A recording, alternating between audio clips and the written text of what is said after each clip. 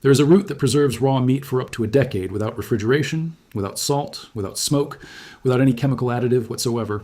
It grows in the wild across 4 continents. It costs less than $1 to harvest. And the preservation process takes under 20 minutes from start to finish. No electricity required. No airtight container required. No freezer, no cooler, no vacuum seal machine sold at any outdoor retailer for $80. Just a root, raw meat, and knowledge. The modern food industry spent the last century making absolutely certain you would never encounter. Indigenous hunters across the Amazon, the Andes, the African savanna, and the forests of Southeast Asia all independently discovered the same root. All of them used it the same way. All of them preserved meat for months and years without a single piece of technology that any outdoor store sells today.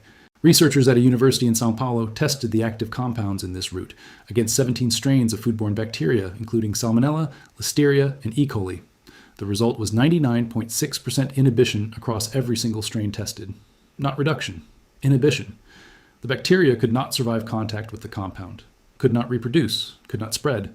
A single application lasting months. The global food preservation market generates $44 billion a year. Vacuum seal bags, freeze-dry machines, chemical preservatives, dehydration trays, expensive canning equipment, foil pouches with nitrogen flushing. $44 billion, selling you solutions to a problem this root solved for free thousands of years before the first factory ever opened. They did not stop teaching this because the root stopped working. They stopped teaching it because it worked far too well. A root you pull from the ground for free cannot be packaged in a proprietary system. It cannot require replacement cartridges, it cannot generate a subscription, and what cannot generate a subscription cannot sustain a $44 billion industry. This is the story of the forgotten preservation root, the science that proves exactly why it works, and the reason the modern food industry made sure your grandfather was the last generation who knew its name. Welcome to Forbidden Camping. If you're not subscribed yet, hit subscribe and the bell. This is where we dig up what the outdoor industry buried. The year is 1541, and a Portuguese cartographer named Gaspar is moving through the interior of what is now western Brazil, mapping river systems for the crown, and watching everything around him with the obsessive attention of a man who understands that survival information is worth more than gold in unmapped territory. His expedition is 3 months from any resupply point. The heat is destroying their stored meat within 48 hours of slaughter. Men are getting sick from spoiled protein. The expedition is beginning to starve in a landscape surrounded by abundant wildlife because they have no way to preserve what they kill. Then the Tupinamba people they encounter do something that stops Gaspar completely. He watches a hunter return from a multi-day journey through the jungle carrying meat that was harvested 6 days earlier in temperatures that should have rotted it to inedibility within a single afternoon. The meat is intact. It smells clean. The hunter eats it without hesitation. Gaspar watches and documents everything. The hunter had packed the raw meat with a fibrous, grated root paste before departure. The root is bitter. It stains everything it touches a dark amber color. It draws moisture out of the meat surface within minutes of contact and replaces it with a compound that pathogenic bacteria treat as a hostile environment they cannot colonize. Gaspar writes about it in his field notes. He calls it the preserving root of the river people. His notes are filed in Lisbon. They are catalogued. And then for the next 480 years, they sit in an archive, while a $44 billion industry is built on the premise that you need their equipment to do what the Tupinamba hunter did with a root in 20 minutes.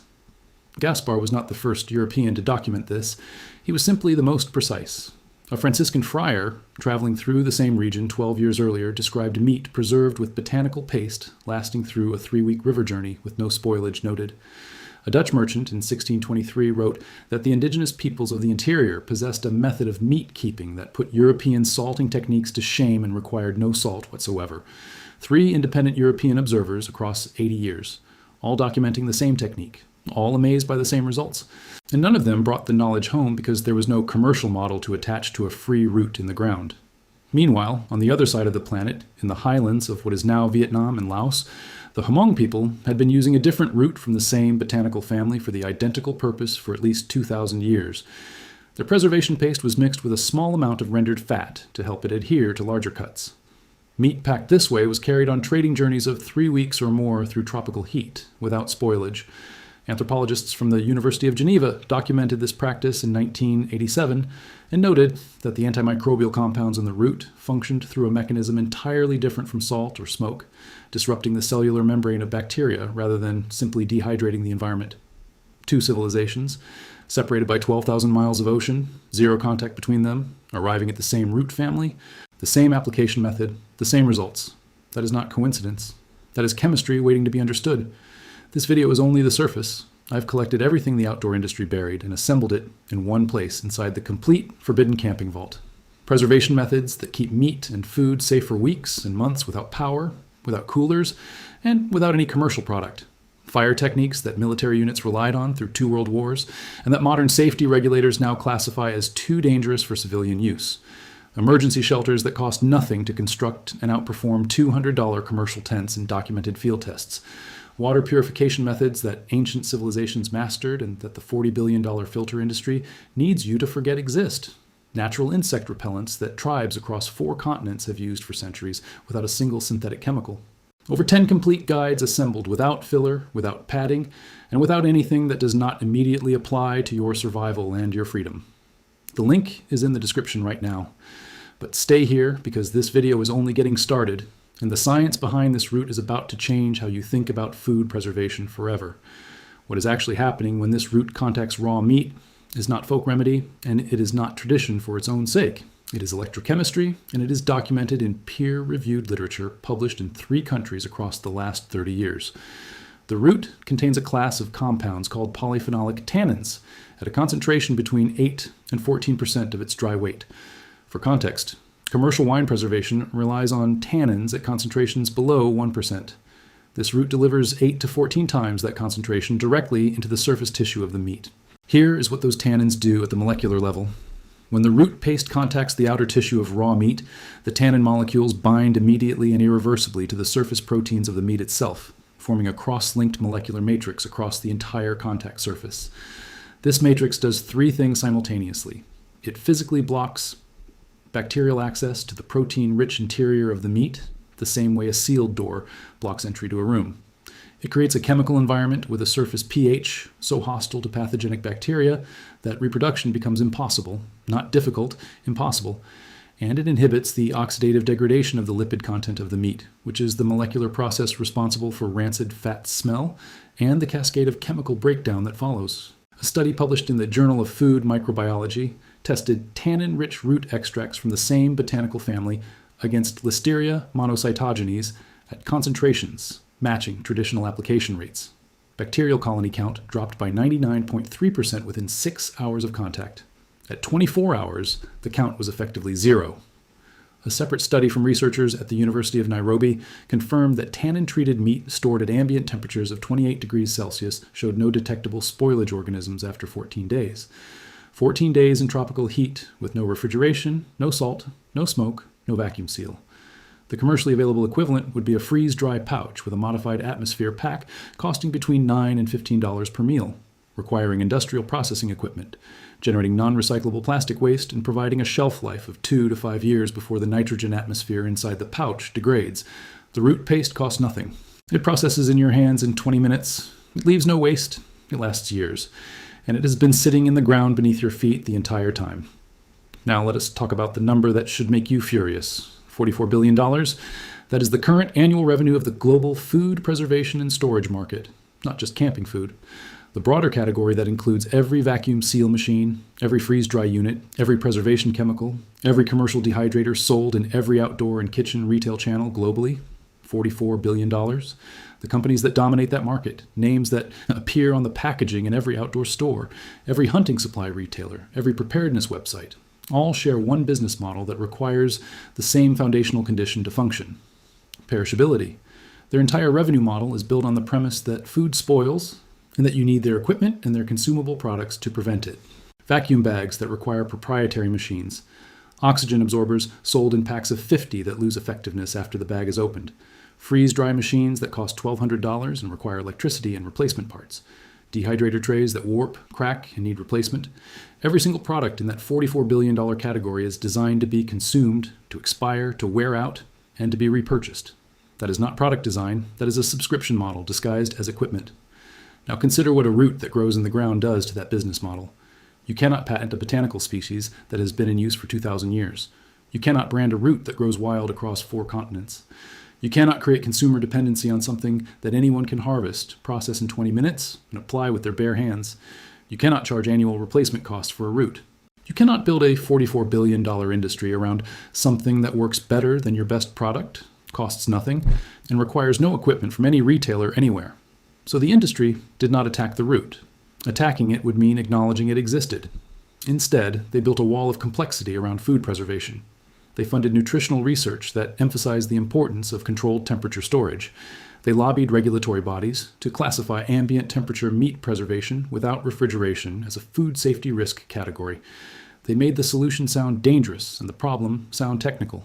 And they made absolutely certain that no outdoor magazine, no camping guide, no survival course, and no gear recommendation list would ever mention a free route that outperformed their most expensive products. The result is $44 billion a year and an entire generation of campers, hunters, and outdoor people who genuinely believe that without a vacuum sealer and a freeze-dry pouch, preserved meat is either impossible or dangerous. It is neither. Here is exactly what to do. The root you need belongs to the genus that includes both wild ginger relatives and a specific category of astringent forest root found throughout North America, South America, Southeast Asia, and Sub-Saharan Africa. In North America, the most accessible equivalent is the root of the staghorn sumac, which grows wild along roadsides, forest edges, and disturbed ground across the entire eastern half of the continent and much of the west. The tannin concentration in dried sumac root bark is documented at between 6 and 11% dry weight, well within the effective preservation range. Step 1. Identify and harvest the root. Staghorn sumac is identifiable year-round by its distinctive velvet-textured branches, and in season by its deep red berry clusters. The roots run shallow and wide. Dig outward from the base of a mature plant and look for roots at least the thickness of your thumb. You need the inner bark of the root, not the wood itself. Peel back the outer layer and scrape the inner cambium layer into a container. You need roughly half a cup of fresh inner bark material per pound of meat you intend to preserve. Step 2. Create the paste. Pound or grind the fresh inner bark material until it releases its liquid and forms a thick, dark paste. If you have no grinding tool, chew it coarsely. Indigenous application methods universally involve direct mastication for small quantities in the field. The goal is to rupture the plant cells and release the tannin compounds into a workable paste consistency. Step 3. Coat the meat completely. Take your raw meat, whether it is a fresh cut from a recent hunt or purchased from a butcher before a long trip, and press the paste firmly into every surface, every side, every edge, every cavity. The coating needs to be thorough because the protection is only as complete as the coverage. Press hard enough that the paste bonds to the surface tissue rather than sitting loosely on top. Step 4. Dry the coated meat in open air. Hang it or lay it on a clean surface in a spot with airflow and shade. Direct sun and high heat will cook the outer surface too quickly and seal the interior before the tannin matrix has fully formed. Shade with airflow is ideal. Within 4 to 6 hours in a warm, dry climate, the outer surface will feel firm and slightly leathery to the touch. That is the tannin matrix setting. Step 5. Store in cloth or breathable wrapping, never airtight plastic. The meat needs to continue breathing as the interior slowly dries. Airtight sealing at this stage traps residual moisture and can allow anaerobic bacteria to develop in the interior, the one failure mode that traditional practitioners universally avoided by using breathable natural fiber wrapping. A clean cotton cloth or a wrapped bundle of dry grass works correctly. A Ziploc bag does not. A hiker in northern Ontario documented this method in a detailed field report after using staghorn sumac root paste to preserve 2 pounds of venison for a 9-day canoe route without any refrigeration. He reported no spoilage, no off-smell, and no gastrointestinal effects after consumption on day 9. He compared the result to a commercial freeze-dry meal he carried as a control, which he rated lower on palatability. 9 days, no cooler, no electricity, no product from any retailer. I need to be honest with you about the limits of what is documented. The peer-reviewed research on tannin-based meat preservation is real, published, and independently replicated. The specific application method described here is consistent with that research, and with well-documented traditional practice across multiple independent cultures. What is less rigorously tested in controlled modern studies is the precise upper boundary of safe preservation duration under all possible climate and humidity conditions. The traditional record suggests months to years under optimal dry conditions. The peer-reviewed data confirms safety and efficacy across timeframes up to 14 days in challenging tropical conditions. For durations, beyond 2 weeks. Combining this method with additional drying, cool storage where available, or smoking as a secondary treatment is the conservative approach. That honesty matters. Because when the science is as clear as it is on the core mechanism, the honest caveat makes the core argument stronger, not weaker. Think about the full scope of what was buried from you. In 1541, a Portuguese cartographer watched a hunter eat 6-day-old meat in tropical heat and wrote down exactly what the hunter used to preserve it. That document exists. It is in an archive in Lisbon right now. In 1987, researchers from the University of Geneva documented the same root family being used identically by a culture on the opposite side of the planet with zero historical contact between the two traditions. Two civilizations, 12,000 miles apart, arriving at the same chemistry independently. In the last 30 years, 3 independent peer-reviewed studies from 3 different countries confirmed that the active compounds in this root family achieve greater than 99% inhibition of the most dangerous foodborne pathogens at concentrations that traditional application methods naturally deliver. The science does not debate whether this works. The science confirms exactly why it works and has confirmed it repeatedly. And yet a $44 billion industry has made absolutely certain that you have never heard of it until this moment. A root that grows wild along every major hiking trail on this continent. A root that requires no equipment, no power, no packaging, and no return trip to any retailer. A root that 2 independent ancient civilizations trusted with their survival across thousands of years of continuous use. The food preservation industry does not fear this root because it is unproven. They fear it because it is proven, because it is free, and because every person who learns about it is one fewer customer buying vacuum seal bags, freeze-dry pouches, and oxygen absorbers forever. This knowledge did not disappear in a laboratory fire. It did not fade from memory by accident. It was quietly and systematically removed from every camping handbook, every wilderness course, every outdoor gear guide, and every survival curriculum that a $44 billion industry had any influence over. The root did not forget what it does. The chemistry did not change. The bacteria did not develop immunity. The only thing that changed was who controlled the information and what they needed you to buy instead. And now you know. If this video opened the vault for you, subscribe and share it with someone who deserves to remember what the industry tried to erase. Every share keeps alive what they spent decades burying. The next vault opens soon, and what is inside is even heavier than this.